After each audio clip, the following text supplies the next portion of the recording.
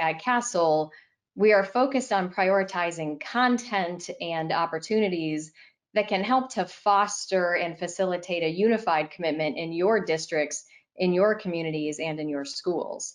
But we also know through research and in working with states and our district partners that sustainable system level shifts are really hard to attain without first focusing on ourselves, the adults in the systems.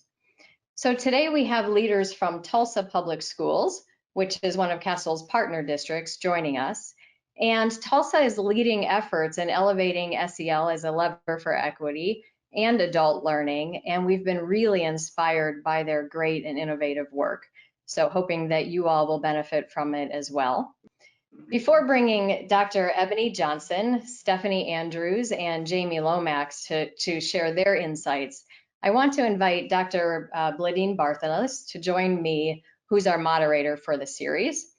As you all know from past series, Dr. Barthelus is CASEL's Senior District Advisor, and she works closely with our district partners and helps them implement high quality SEL. Dr. Barthelus, welcome, and take us from here. We want to make sure that you are clear on what you're engaging in with us. It is a 5-part series. Today we are focusing, just as Karen just said, really on the adults and how adult SEL can really support anti-racist practices. As you look on the screen, you'll see the next 3 that are coming up, and we hope that you will continue to join us as we continue deepening our conversation around what SEL is and what it means for it to be transformative in the work that we are doing. We also want to, before we jump in, make sure that for those of you who are new to this conversation or new to our series, and also for those of you who are returning, that we remain grounded in what we mean by transformative SEL. And with that, we want to bring up kind of the definition of what we mean when we say transformative SEL. It's right there on your screen, but we want to call attention to the fact that this is really a process. It isn't something that happens in one shot. You won't learn everything that you need to learn at one time. And even as you're implementing, you will be getting feedback regarding what needs to shift or change or adjusted so that you can continue to move in this way. And so this is a process. It's about building those strong relationships between adults and between young people. It really is about the co-learning that happens between the two, to be able to look at root causes of inequity and to come together and bring collaborative solutions that can help us to lead more productive, personal, systemic, and societal lives. And so that's what we mean by transformative SEL. Sometimes you'll hear us say during this session, SEL as a lever for equity, or SEL in service of equity. It is all the same as what we're meaning when we say transformative SEL. To further ground you in the understanding, we want to go ahead and show you the competencies as well that align with transformative SEL. Many might be familiar with what has been known as the CASEL 5, the 5 different competencies that make up social emotional learning. They are right there listed.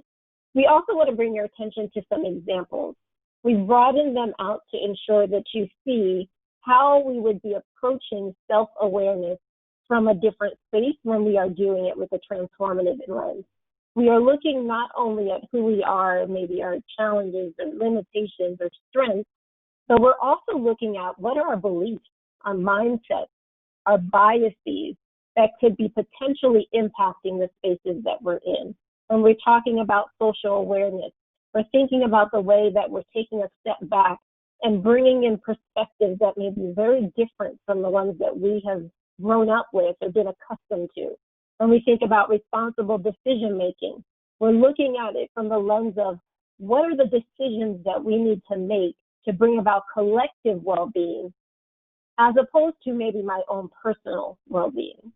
So this is really expanded out what we mean by social emotional learning when we look at it from a transformative lens.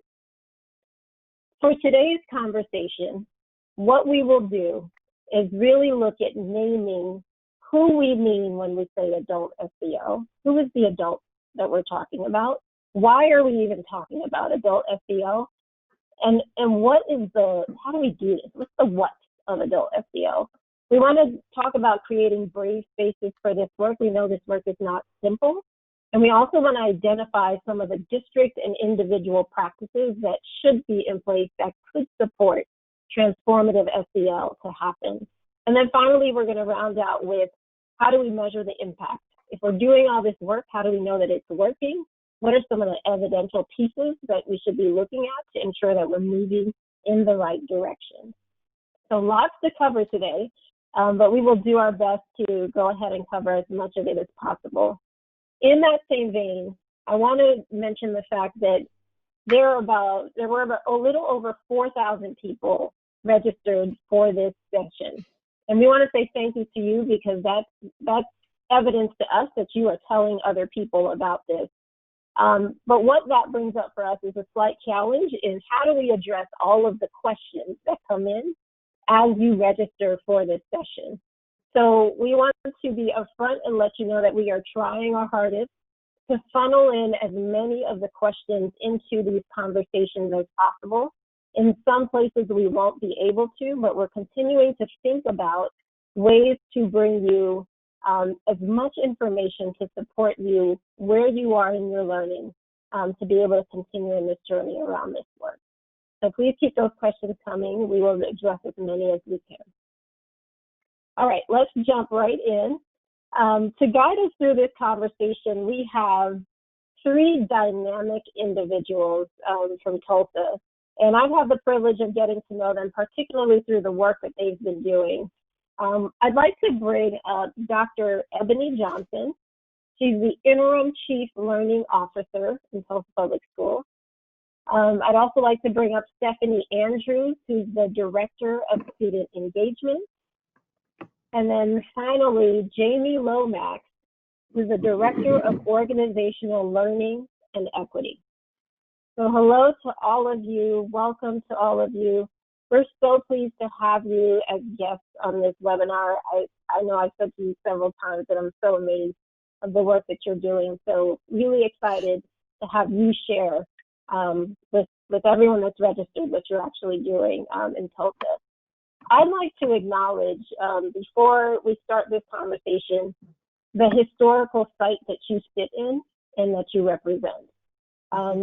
You sit at the site of the Tulsa Massacre that took place about 100 years ago, where one of several of this country's most thriving Black communities, also known as Black Wall Street, was destroyed and thousands of Black lives were lost. There's been a concerted effort to suppress this story, but I know that the work that you have done in Tulsa Public Schools, you have been intentional about ensuring that the brilliance and the heartbreak of the Black community in Tulsa is known and elevated by adults and students. I personally lived in Tulsa for 13 years, so this hits home for me personally. I started my career in education in Tulsa Public Schools in 2000. And to see what you're accomplishing there 20 years later is encouraging. So a deep and sincere thank you to all of you for the work that you're doing. I appreciate you. And so to start this off, I'm going to ask all of you just to answer the same question around the focus of this webinar, which is adult SEL to support anti-racist practices. What brings you to this work? What is it that drives you as it relates to the work of transformative SEL? And how do you prepare yourself to lead work like this? So I'd like each of you to just take an opportunity, just let the participants know what drives you in this work, and how do you keep yourself prepared to lead it? Yeah, I'll jump in there. Yeah, thank you. I'll jump in there and just say to you, Dr. Vladine, you're always welcome in Tulsa. Tulsa is still your home, so just know that. And, and so thank you for that kind introduction. And on behalf of Tulsa Public Schools, I'm appreciative of the question that you just asked, because as a Tulsa Public native, so one, went to school in Tulsa, entire life, have always lived in Tulsa, and now have always worked in education in Tulsa. I look at this work of adult social and emotional learning as both personal and professional. I feel as though I have a direct autobiographical obligation to see our young people from where they are to where they need to be and can be. And in order to do that, we bring our adult friends and people along so that we can get there together. And it'll take both us bringing our adults along in order for our students to reach their true potential. And so that's my charge. I'll hop in there. Yeah, I think that I knew you were going to ask me this question in advance. I'm so glad, because I've been thinking about it for like 3 days. But I think for me, I started teaching in Tulsa Public Schools in 1998.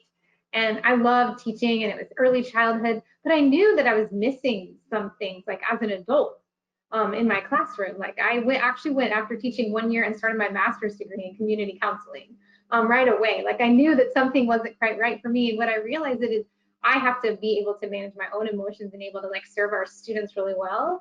And then as a parent, that's why this work is really important. It's really great that I have 2 daughters, are fantastic. And it's not just great that I teach them about social emotional learning, but am I raising anti-racist kids? And I haven't always known if I was in the past. And so over the last like 5-6 years, it's been very intentional to do that work. To be a parent that does that work, I also have to have a great level of self-awareness as well. So for me, I think I can go all the way back to a joke that I made while we were getting ready for the to come on screen. Was I have 2 theater degrees, I can do dramatic.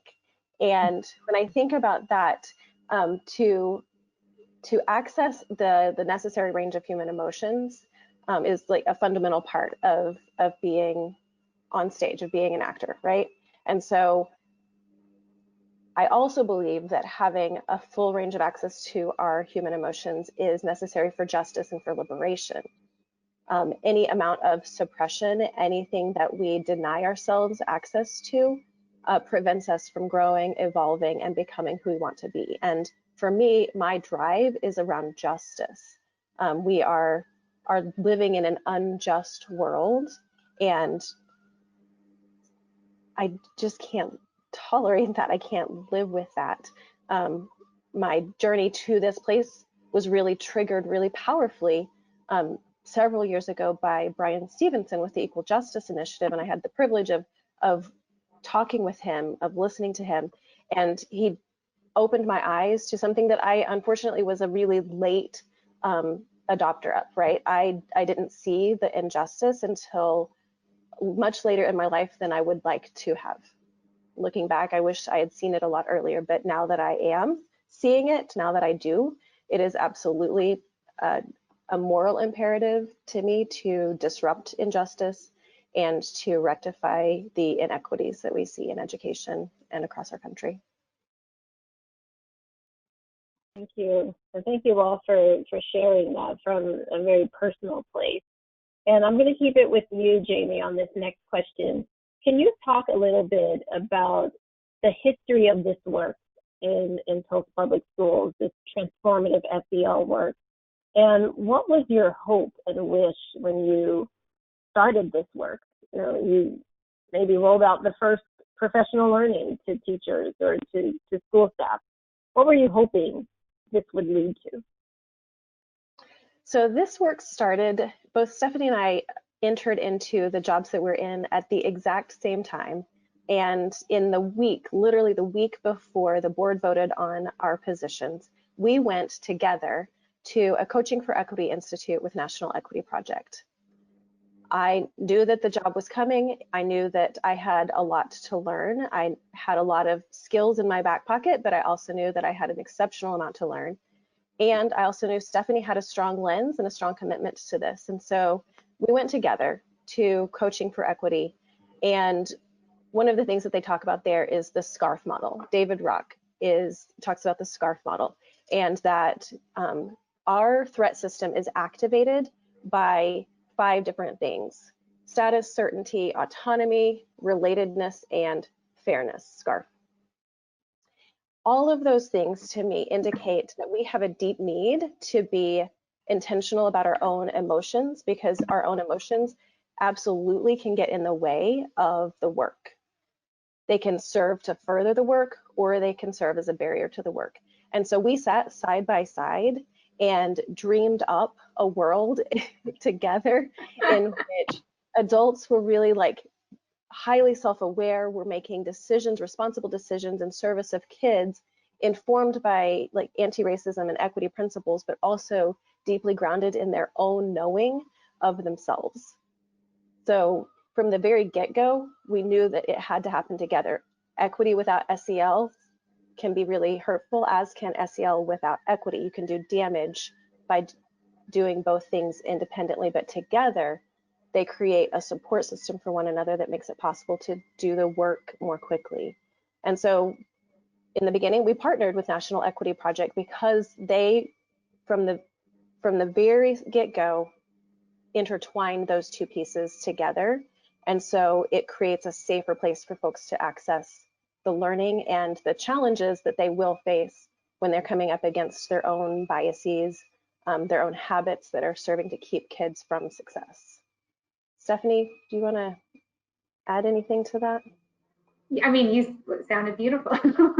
I think that we knew that the work had to be done together, and we were really excited to just tackle it together. And we actually, I should tell you, we're in different offices as well. So it's not that we're even in the same office to be able to move this work forward. And I think that's important for schools or districts to think about. You can find allies and partners in this work, and it doesn't have to even be in your own building. That's a great point to bring up, Stephanie, because it's oftentimes in districts work can be very siloed. There's a lot of work that's happening, and sometimes it isn't clear who those allies might be. And that really brings us into kind of our next question. Ebony, I'd like you to speak a little bit about kind of the layers of this work. There's a layering of, the self-work, there's the system work, there's the society work, there's all of those pieces deserve a level of engagement for us to really do what we call transformative SEL. So, and I'll just even add to that, as you're going to answer your question on how you've been able to do that in Tulsa Public Schools. How does someone, this is a question that continues to come up, as people register. Knowing that there are layers to this work, there are individuals who are really wondering and wanting to push into this work of transformative SEL. They're recognizing the context, they're recognizing the needs, they're learning for themselves, they're trying to, identify ways that they can begin to push in this work, maybe in ways that they haven't done in the past. But they're in an organization that isn't there yet. They might be in an organization or in a classroom, in a school, where the leader or maybe their colleagues are not seeing the work in this same way. So can you talk a little bit, Ebony, about how this multi-layered work of transformative SEL has worked in Tulsa Public Schools? And what advice would you give individuals who are trying to do this work but do not have the outside effort, the leadership support or vision that would support them in really gaining ground with the work that they're wanting to do?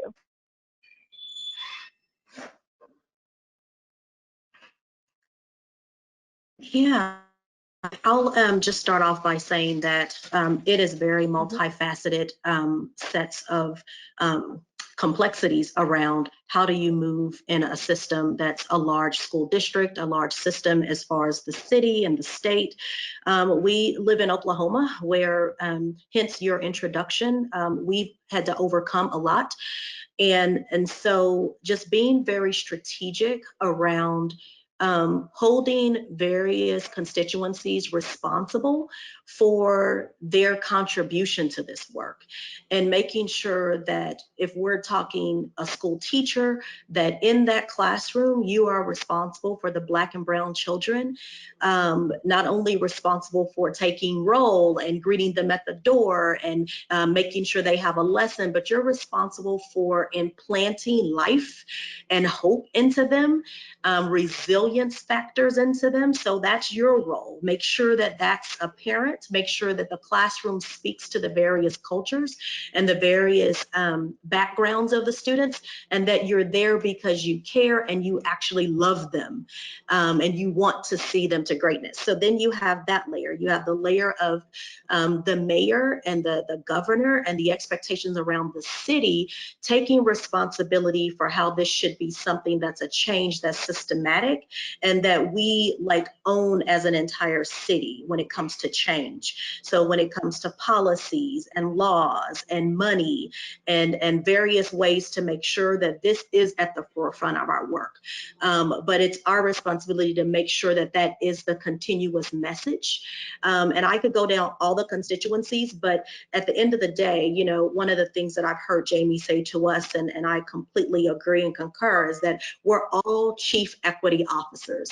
And so in each of our roles, we have an obligation to step into that work with the lens of we will provide equitable opportunities, we will eradicate racism, we will check our own implicit and explicit biases, and we will also help people along the way and bring people along with us as we're on this journey of discovery into where we're trying to go.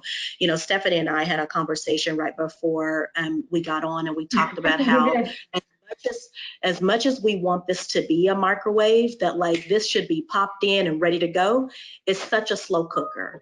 And we have to appreciate the fact that the roast cannot be put in the microwave. It has to be slowly cooked.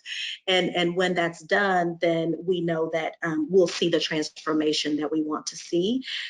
You also asked me about people who are in the middle of trying to figure this out for themselves. Like, what does that mean for them?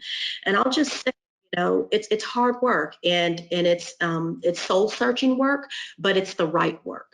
And I'll say that, you know, to many of my colleagues who are watching who are white, and who feel as if you are in the middle of something that in a way you feel like this is not your fault, that you know, you happen to be in a space and time in which so many things were done from history's sake that landed you at a place where you're at a crossroads and you have to analyze yourself in a much deeper way than ever before. I agree with you that it's not your fault, but it is our fight. And so I would just say that, like, stay persistent, stay dogmatic, ask a lot of questions, venture into areas that you've never ventured into regarding a level of understanding that you need. And then lean on some others who may want to champion this with you, and know that it's gonna, you know, it's gonna take a lot. It's gonna take time and understanding, and it's gonna take tears, and it's gonna take emotions and a lot of things, but ultimately you're gonna get to that place, and push on your leadership as much as you can, for them to provide you with the air cover, the support that you need in order to continue the work. Lastly, I'll just say that we had a school leader to reach out and say to me, Ebony, I need some help. My teachers in my building feel as if the way that we're rolling things out this year, we're calling several of them racist. And so could you please come to our meeting and talk with me and my teachers about what we need to do in order to like continue in this work? And I'll just say, in a not to belabor this conversation, but it was transformative to have a space where teachers can bring their true selves to a conversation in a very vulnerable, real, raw, emotional way so that we can bring clarity and understanding and support.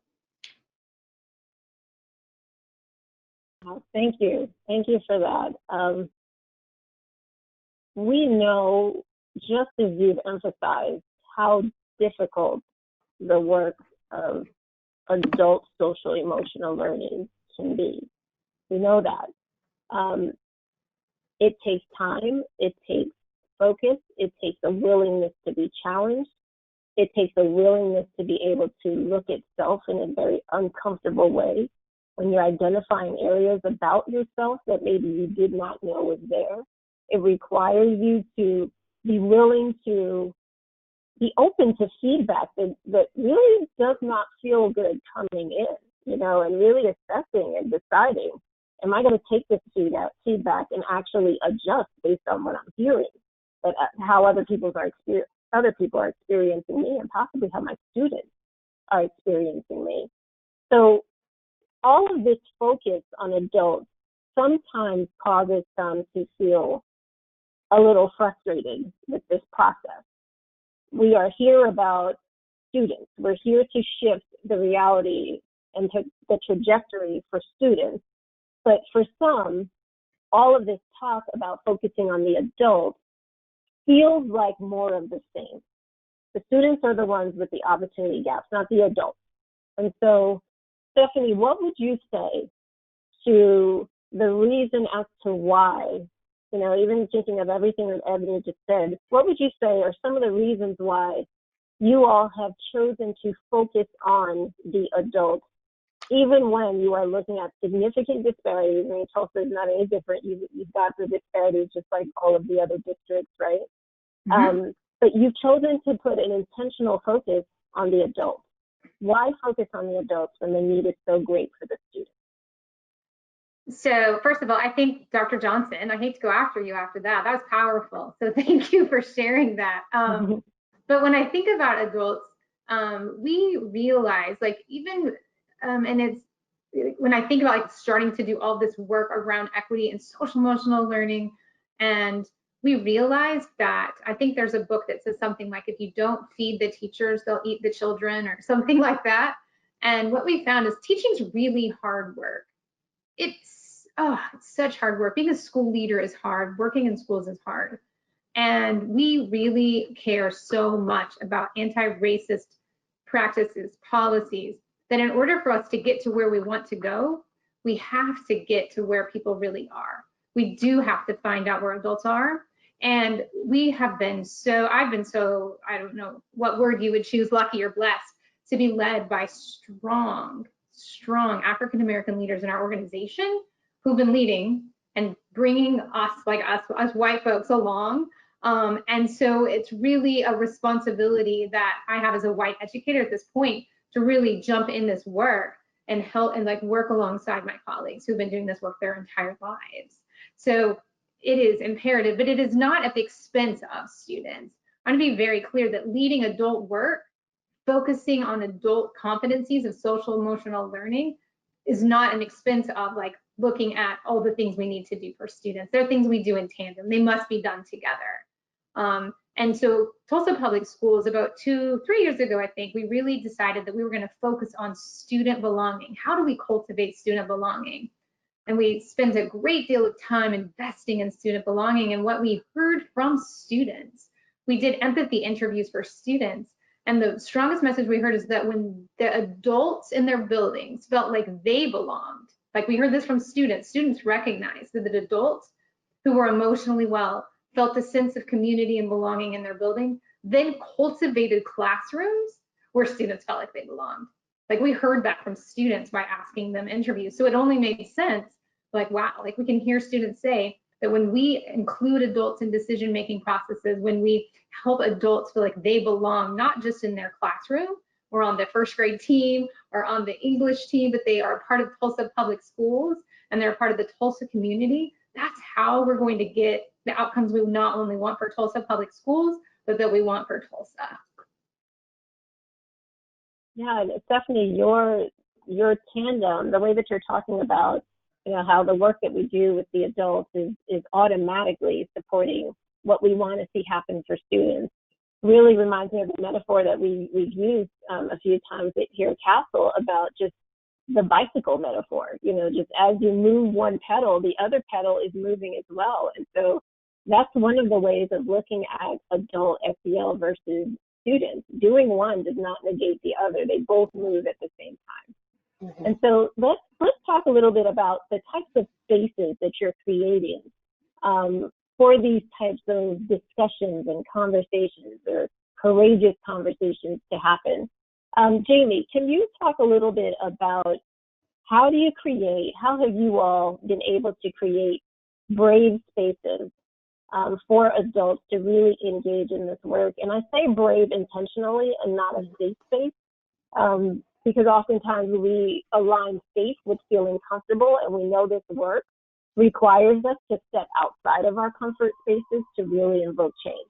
So how have you been able to create those brave spaces so adults can push into a different level of work in your district?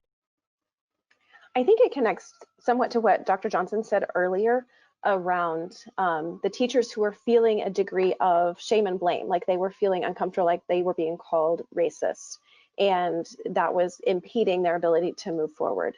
And so I think connected to that, the way that we talk about the inequities that we see matters. If we situate them as the fault of teachers, as something that they're doing wrong, we can't go anywhere, right? That activates those threat responses. I'm going to shut down to protect myself. What we have to do is create places where adults can really lean in with a great deal of curiosity and humility in order to explore the things that they may have previously been unable to or unwilling to see. And one way that we do that is by grounding everything in the cycle of oppression, that the student results that we see now are not the result of just a few bad teachers doing bad things to kids. It has nothing to do with that. It is part of a system of oppression that was designed from jump in our country, that was designed to sort and categorize people, right? In Tulsa, we have the Linnaeus Teaching Gardens, which feels really uncomfortable to me because Linnaeus was one of the first ones to do categorization of humans, right? And ironically or not, the outcomes that we see today are in direct line to the categorization that he did, right? Our world has been designed for some, as ease of access, access to opportunity for some, and deliberately designed against others. And so when we can kind of back up and understand that the outcomes we see are not your fault, teacher, but as Ebony said, they are our fight. We have to all be in this together. And so that depersonalization creates an opportunity for folks to lean in a way that they otherwise might not have felt comfortable doing. When we situate it in the larger scheme of the cycle of oppression, it changes the ability of folks to have the conversation. Now, do they always understand the cycle of oppression? No, but that's why we do some deliberate work also around building our schema around historical information, like all the laws that have been passed to keep students from accessing education. Last year, we spent a whole year with our Empower cohort. So we are in partnership with leading educators to develop teacher leaders in schools. The equity strand for the entire year was about unpacking the cycle of oppression for different student identity groups. So we started by unpacking how the cycle of oppression manifested in Brown versus Board and how it shows up in media, I didn't know this until I started doing research, but the first urban school movie was released immediately after Brown v. Board, the very next year, that started to tell the story of urban schools as dangerous, right? That's not an accident, and it has effects today.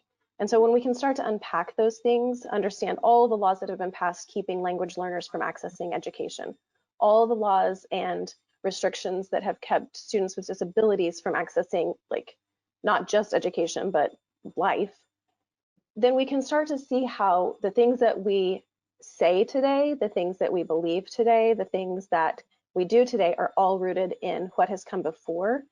And then that gives us a great deal of power to interrupt them. So situating it in a larger scope helps us see like we are one actor and we have a really powerful opportunity to interrupt so that we're not continuing to perpetuate the cycle in new ways over and over. Absolutely. And we've stated different names. We said teachers, we said, leaders.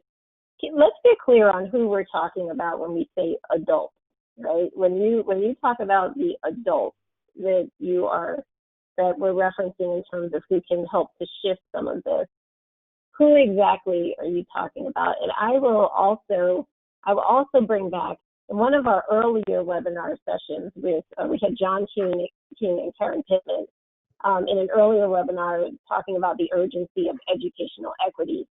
And I believe John King was the one that mentioned that about 50% of the adults in a building are not teachers. Students are interacting, or not even just in the building, but from the time the student leaves their house to the time that they go back or return to their home, there's about 50% of adults that they interact with who are not actual classroom teachers, meaning that there is a whole other realm of adults that we should somehow be bringing into this conversation if students will really, really have the touch and impact that we want them to have around this work. So when you say adults, and Stephanie, Jamie, any of you can answer this, what do you mean exactly? And how have you been addressing your overall adult population in Tulsa Public Schools? So I don't mind hopping in, and Jamie will have some things to say, but you were right. And when I first began this work, we did a lot of focus on school leaders, or a lot of my work was very focused on school leaders being able to work with their teachers, right? Or we were focusing on educators. And in our department, that means also working on we supervise like mental health professionals and school counselors and behavior interventionists. It wasn't very long into the work where, like exactly what you said, we also have to bring this work to all of the adults in our system. And so we do have, and I want to say that we're still working on it. We haven't perfected, so don't think that we perfected it, but we began like last year. Dr. Thompson, was it just last year that you were able to speak with all of our support employees, if I remember, around 3 signature practices of SEL, actually. We called them the 3 signature practices of stakeholder engagement, but they were really the same thing. And the year before that, we were able to work with teachers and paraprofessionals through some different professional learnings. But again, we still have lots of work to do. And Jamie, I know you have done some work along lines in the district office as well. And like you might want to speak to that. Yeah, I think there are so many audiences, and as we talked about before, like everybody has a role to be the chief equity officer of their own line of work, right? That means as a bus driver, I need to be the chief equity officer of my bus. And because I'm the first person that kids see and the last person they see when they're like, and that's part of their school experience. And if a student has a bad experience on the school bus, then that's setting their day off not on a positive foot. So like Stephanie said, we're still trying to figure some of these things out. We haven't gotten into all of the places that we would like to. We are lucky that we have a partnership with Sodexo, and they do significant, meaningful DEI work with like the facilities teams, the maintenance teams. A lot of our support professionals from the district lens are funded through Sodexo. And so I feel like really lucky to have that partnership. We have a fantastic Anne Marie Hayden. I'm going to shout her out because she is deeply committed to this work and does that with the support teams. We also do significant work across the district offices. We've offered things like Equity Explorers to district personnel. We've worked directly with campus police about shifting and understanding de-escalation, understanding a different role of police in schools and community policing. We've done work with the senior leadership team, all of our upper management around understanding implicit bias, understanding whiteness. So there is work that happens in places. I think we still have yet to figure out a cohesive, targeted strategy that makes sure that we get to all audiences. I think that's a next opportunity for us to grow. Absolutely. Go ahead. Oh, I'm sorry. I was going to say, and I would just add to what Stephanie and Jamie has mentioned. I just wanted to take a minute to thank Castle for really supporting the work of us lifting a lot of things, but specifically the 3 key signature practices. Because when Stephanie spearheaded and championed that work in our district, we had no idea that we would look up and have board members that were leading meetings out with the 3 key signature practices, and all the way from heads of departments to, of course, our teachers, and it's become something that's ingrained now in our Tulsa Public School system to lead out with those 3 key signature practices of social and emotional learning. And so just super excited about that work and proud that we have made that level of change across the board. So hats off to Castle and Stephanie. Thanks. Thank you, Ebony. And for those of you who are listening and wondering, well, what are the 3 signature practices? We will make sure that you have a link to that in the resources. But they're just an easy way to begin to implement social emotional learning opportunities and practices into any construct, into a staff meeting, into a classroom lesson. By starting at the top with a welcoming activity, building in some of those engaging activities throughout either the meeting or the lesson, and then at the end, just bringing that closure in place where everyone feels like they are part of what's happening in that classroom or in that meeting. So really a way to embed those practices. So we'll make sure that you have access to that as well. Let's dig into just what are the nitty-gritty hows of how we do this adult SEL work. I know we're running out of time, and this has really been just a solid conversation about adult SEL and just the different ways that we should be looking at the work.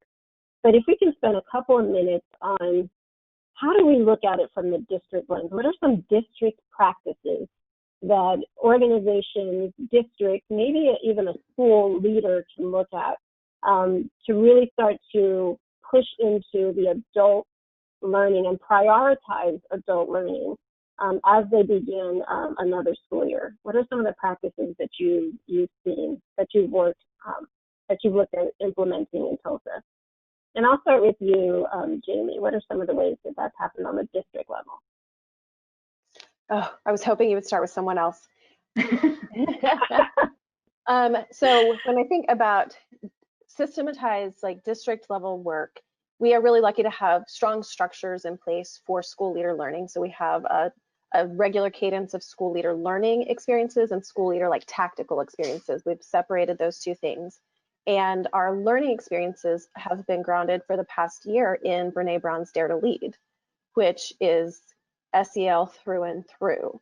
And so leadership from an SEL lens with that work has helped to prompt some conversations about what does it mean to lead whole humans, right? Because we are, despite what we believe, we are feeling beings with a thinking mind that just makes sense, comes up with some sort of excuse for our feelings and takes action on it.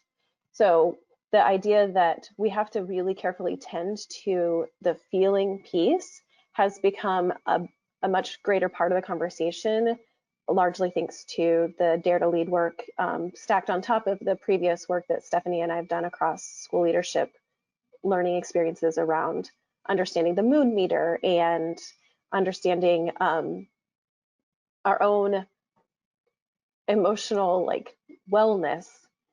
So I think that has been one of the big pieces. I know we're running out of time, so I'm going to pitch it to Stephanie.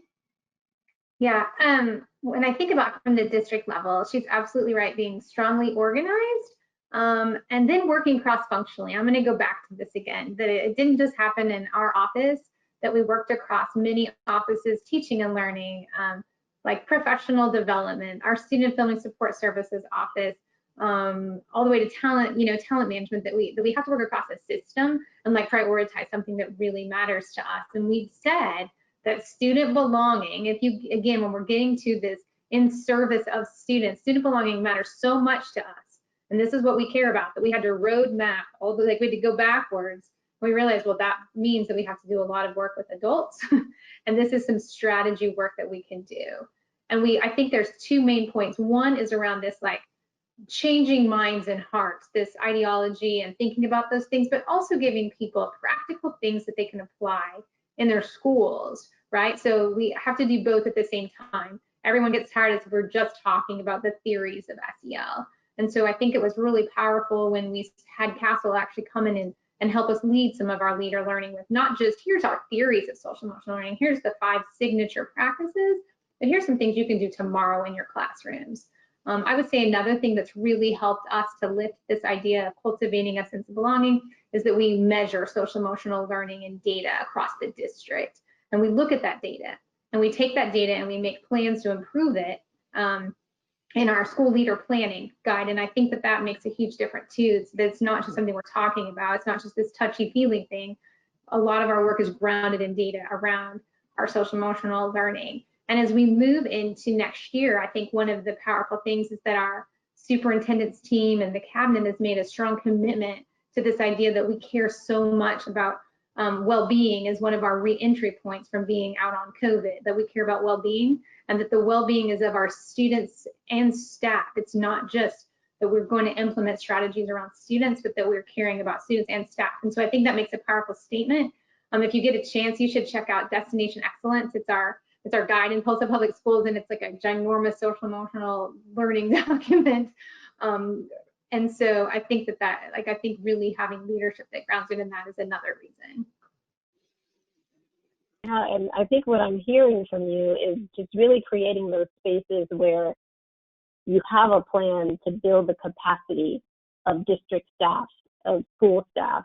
You're providing them with opportunities to really reflect on their own biases, their own beliefs, their own identities, and how that plays out in whatever setting that they're in. It also sounds like you have put together just some really clear expectations in the district around where you want to go with this work and how important this work is. So some of those are some of the district practices that I'm hearing from what you just mentioned. Now, what about on the individual side? We did really well on time on that one. So it's on the individual side, which is a little bit harder. I think some of those might even funnel down for the individual pieces, but what are some of the ways that and you've spoken a little bit about this already, but if you would highlight maybe 1 or 2 things that you really focus on when you think about the individual practices that need to be in place for folks to really engage in adult SEL, what would you say that those are? And I'll go to Jamie on that one. So a couple of the things that jump to mind are the SEL and equity liberatory design work that we have done that has had both system and individual level impacts. So in partnership with National Equity Project, again, is who launched it with us. We recruited teams. We've done it for 3 years in a row now. We have recruited teams who were interested in doing some investigation into their own practices and in identifying shifts that they could make in classrooms and in school culture that would make a difference for students. And it was all SEL in service of equity. And so using the liberatory design process that comes out of Stanford D School and National Equity Project, they engaged in inquiry hacks. They did a lot of listening, following students, riding the school bus, doing empathy interviews, and really finding out what is it that students are feeling a lack of, what are they feeling like they're missing, and how do we design directly to student need rather than just this kind of general idea. Like we usually approach it from, well, I, classroom teacher, or I, school leader, know what we need. When that doesn't always fit the bill, that doesn't actually meet students' needs. And so shifting the conversation to be able to center student voices and student requests has pushed on the adults and pushed on the assumptions about what they thought students needed. So the liberatory design process has been really powerful. Another specific individual development tool that we use is called Equity Explorers. And it is a kind of foundational anti-racist development program. It used to be in person. Thanks to COVID, it is now an online Canvas course, but it still integrates the self-awareness and self-management reflection work in alignment with understanding implicit bias, microaggression, stereotype threat, the levels of culture and what that means. So it is a space where folks can be in cohorts, unpack their stuff, and start to see the way that those things affect students in their classrooms. Thank you.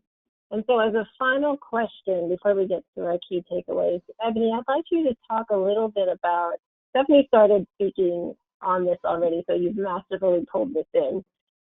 Just the way that you measure impact around all of this work. You're more at the senior level at Tulsa Public Schools. How are you using data to impact and to push the conversation of equity, and how the work that you're doing around this is really supporting student engagement, student achievement? How does it work? How does it look from your level and your lens? Yeah, I'll say that, you know, we just had most recently, we had a presentation by Jamie and her team regarding the way that equity should show up in various levels of outcome in Tulsa Public Schools. And these are things that in the back of our minds for years, we've known we should be doing. But until you see it right there laid out for us regarding every single department's outcome responsibility to equity, you don't really get a full picture and a driver for what this should look like as a system. So some of the ways that has been articulated in that document, as well as things that we've done in the past, is, you know, when it comes to, let's just take hiring for an example, you know, how intentional are we when it comes to qualified applicants of color being placed and hired into positions that they should very well be placed into? And how do we make sure that that is important and that is done and that happens and that we are intentional about that? When we look at the curriculum that we've purchased, and we've been using this curriculum for years, and if we know that that curriculum is bona fide whitewashed curriculum, what responsibility and what outcomes are we looking for as it relates to change when it comes to morphing and changing and molding that curriculum into a body of work that really reflects the students who will actually be engaging with it, reading it, understanding it, and learning from it? We have the panorama survey, much as Stephanie mentioned, like using the data. We look for outcomes in that panorama survey, but once we get those outcomes, we must, and we do, go back and say, so how does this play itself out in the world of equity and change that we need to see regarding adult practices? We were able to reduce suspensions 3 years ago by 27%. And from that reduction, we continue to see that suspensions, exclusionary practices were being reduced. Well, we had to have a very intentional focus on exactly what we plan to do to eradicate the prejudices, the biases, the stereotyping, the judging students based on their color and not based on age-appropriate behavior that they demonstrate on a daily basis. And so we had to be careful that we were keeping that at the forefront, being mindful of that, and making our decisions as far as the supports that adults need based on that, so that we can get the outcomes that we are looking to see. So those are several of the ways that we have had to look at it from a quantitative lens. If we want to see an increase in reading and math, and we are stamping the work of Black Lives Matter in Tulsa Public Schools, well, when we say Black Lives Matter and we say reading and math, then Black readers matter, and students being proficient is equity. And so just making sure that we are continuously bringing those things to the forefront of the conversation, because we have colleagues and friends who are in this work and they want to know, what can I do? I don't know where to start. I want to be about this work. Well, let's look at our stated outcomes that we want to accomplish. We want to see an increase in graduation. We want to see an increase in reading and math. We want to see, so when you want to see those outcomes, how do we backwards map the level of support through equity to get us there? I just want to add one tiny thing. I know we're so tight on time, but in the school planning workbook that Stephanie articulated about earlier, she was talking about the schools have to write in plans. They have to write plans around a sense of belonging and academic rigor, but they also have to identify their least reached students. And what are they going to do to ensure that their least reached students are getting the supports, resources, and challenges and push that they need to be able to close the gaps that we have historically seen. So just in asking folks to name that, it elevates attention and it makes a shift in the conversation. Thank you for that. Well worth the 20 seconds that you took to add that. That's powerful. What gets inspected gets done. We know that. So it's wonderful to hear that they're in plans and folks are looking at it on a consistent basis. I want to take us to our key takeaways. This has been an immensely just rich conversation. If there was anything you can leave our viewers or participants with, what are the top key takeaways that you'd leave them with? I think I'll hop in. I think I was supposed to talk about two of them, but I wanted to just read something directly from NEP real quick, and that is around all learning is social and emotional, and all learning is mediated by relationships that sit in a socio-political racialized context for all children and adults. If I could live with anything, that we're all living that right now. Mm-hmm. And I will say that transformative SEL is an act of liberation, because when we are free, we are only all free when we are individually free, and that growth and development and freeing ourselves from the structures of white dominant culture, unpacking the messages we've had around what is right and appropriate, and what being emotionally expressive or emotionally astute even means, what it means to be in partnership with, have power with versus power over. All of those things are relevant to building the just world that we see. And so we have to liberate ourselves from all of these like constrictions of the narrow box of who we think we should be in order to create expansive space for our kids as well. Yeah, and I'll just add that, achieving educational justice requires transformative SEL skills. And when I think about that, I think about the 5 core competencies of social and emotional learning. And so when you start with self-awareness, you truly just have to take a look inside and then be brave enough and bold enough to address what's inside and really work on that. And then also, it's important that we do not end relationships in this process, that we cultivate them and we lock arms so that we can grow in this work. Because when we're talking about adult social and emotional learning through the lens of equity, that's some serious relationship building, and it's some serious patience and understanding and grace. And so just keeping that in mind, also just being responsible for what we know we're supposed to do, and taking responsibility for our actions. And then just also just managing around the change that needs to happen, and like, how do you manage self, and then also how do you influence others around the need to manage this move and this change. And then lastly, there's a problem that we need to solve, and it's an ongoing problem.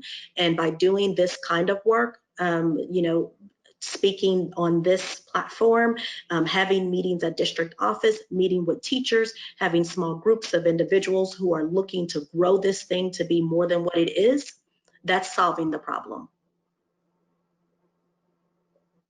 Thank you.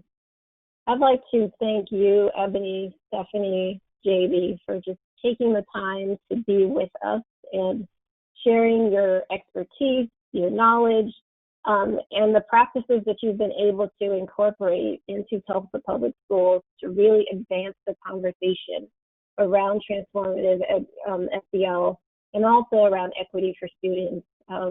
We're so grateful that you were able to spend this time with us. So thank you. To all of our participants, absolutely. To all of our participants, you heard a lot of resources. Even as they spoke, they mentioned resources that they've actually used. We want you to know that with the recording that you'll get, you will actually get some of those resources in your hand that you can look at and determine, is this the right resource for you? We will have, CASEL will be actually putting out a Reunite, Renew, and Thrive SEL roadmap for returning to school. So as you're grappling with how do we reopen schools, what are some of the aspects that we need to look at and consider, We will have that guide published soon on the CASEL website. And since you registered, you will actually get notified when it's released. So we definitely want you to have that. We have an article by the National Equity Project called Leading Through the Portal to Claim Our Humanity, and also a study guide that goes with it that really pushes you to do that mirror work and the window work that's needed for transformative SEL. And we also have a survey that you can use, a Common Belief survey that talks about teaching racially and ethnically diverse students. And Tulsa Public Schools has also given some resources as well. So we will make sure that you have as much as possible as you plan for this upcoming school year. So in closing, I'd like to bring in a quote that was brought to us by our partners at the National Equity Project in one of our earlier webinars entitled Leading for Equity in Challenging Times. It's by the U.S. Representative John Lewis, and he says, "You must find a way to get in the way and get in good trouble, necessary trouble. You have a moral obligation, a mission, and a mandate when you leave here to go out and seek justice for all. You can do it. You must do it." And for that, I'll say, we can do it. We must do it.